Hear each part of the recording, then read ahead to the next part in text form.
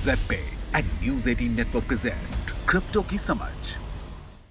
नमस्कार, मैं हूं आपके साथ रंजना रावत और स्वागत है आपका क्रिप्टो की समझ के एक नए एपिसोड में। चलिए शुरुआत करते हैं इस हफ्ते की सबसे बड़ी खबरों से।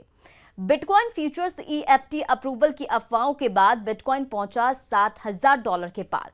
बिटकॉइन की कीमतों में शुक्रवार को बढ़ोतरी जारी रही। उम्मीद है कि सिक्योरिटीज एंड एक्सचेंज कमीशन जल्द ही bitcoin futures exchange traded fund को मंजूरी देगा। बिटकॉइन ने शुक्रवार को 6 महीने में पहली बार $60,000 के ऊपर हिट किया। ये अपने ऑल टाइम हाई के करीब पहुंच गया है क्योंकि उम्मीदें बढ़ी हैं कि America regulator future based exchange traded fund यानी ETF को परमिशन देंगे। एक ऐसा कदम जो डिजिटल एसेट में बड़े इन्वेस्टमेंट का रास्ता खोल सकता है। इस महीने अब तक बिटकॉइन की कीमत पहले ही 26% बढ़ चुकी है। हाल के दिनों में कई बिटकॉइन फ्यूचर्स से ETF एप्लीकेशन SEC को भेजी गई है। हालांकि पास्ट में SEC ऐसी कई बिटकॉइन ETF एप्लीकेशन को रिजेक्ट कर चुका है। गुरुवार को SEC के investor education official Twitter handle ने इन्वेस्टर से बिटकॉइन फ्यूचर कॉन्ट्रैक्ट रखने से पहले इससे जुड़े रिस्क को समझने के लिए कहा।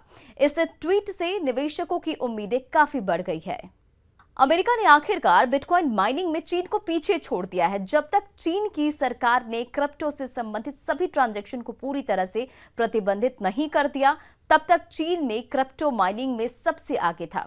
चीन के क्रिप्टो क्रैकडाउन ने अमेरिका को दुनिया का टॉप बिटकॉइन माइनर बनने का मौका दिया है। 2019 से चीन में आधिकारिक तौर पर क्रिप्टो ट्रेडिंग पर प्रतिबंध लगा दिया गया है, लेकिन फॉरेन एक्सचेंज के जरिए एक्टिविटीज ऑनलाइन जारी है। चीन के स्टेट इंस्टीट्यूशंस द्वारा बायर्स को चेतावनी दी गई है कि उनके पास बिटकॉइन और दूसरी करेंसी को ऑनलाइन ट्रेड करने के लिए कोई सुरक्षा नहीं होगी। आधिकारिक बैंकों और पेमेंट प्लेटफॉर्मों को लेनदेन की सुविधा को रोकने के लिए कहा गया है। नेगेटिव लिस्ट में शामिल होने के बाद जैसी कि उम्मीद थी कि चीन ने बिटकॉइन माइनिंग में अपनी टॉप की पोजीशन को खो दिया। कैम्ब्रिज यूनिवर्सिटी के नए आंकड़ों के अनुसार संयुक्त राज्य अमेरिका अब दुनिया में बिटकॉइन माइनिंग के लिस्ट में सबसे ऊपर है, जिसने पहली बार चीन की जगह ली। टीथर को CFTC द्वारा $41 मिलियन का जुर्माना लगाया गया है। 15 अक्टूबर को जारी एक प्रेस रिलीज के मुताबिक leading stable coin issuer Tether को कमोडिटी फ्यूचर्स ट्रेडिंग कमीशन द्वारा सेटलमेंट डील के रूप में $41 मिलियन सिविल मॉनिटरी पॉलिसी का भुगतान करने का आदेश दिया गया है। कंपनी पर USDT स्टेबल कॉइन के बारे में मिसलीडिंग स्टेटमेंट देने की वजह से कमोडिटी एक्सचेंज एक्ट यानी CEA का उल्लंघन करने का आरोप लगाया गया है। एलन मस्क की कंपनी टेस्ला को $1.5 बिलियन के बिटकॉइन में निवेश से हुआ $1 बिलियन का प्रॉफिट। टेस्ला ने फरवरी में घोषणा की थी कि उसने अपनी होल्डिंग्स में $1.5 बिलियन वैल्यू की क्रिप्टो करेंसी को जोड़ा है। इस खबर ने निवेशकों में एक अलग ही जोश भर दिया है और इससे बिटकॉइन की कीमतों में भी इजाफा हुआ है। US securities and exchange commission यानी कि SEC के साथ कंपनी की फाइलिंग के मुताबिक उसने अपनी बैलेंस शीट में लगभग 48,000 BTC को जोड़ा, लेकिन बाद में टेस्ला ने मार्केट लिक्विडिटी चेक करने के लिए 10% हिस्सेदारी बेच दी थी।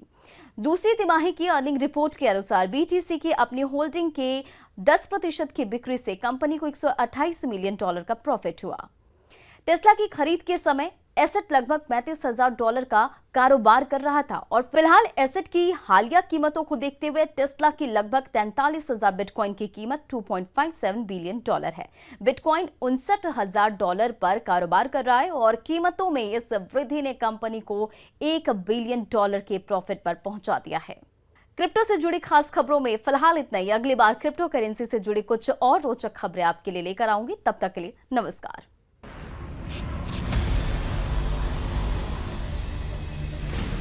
Z and news 18 network present crypto की समझ।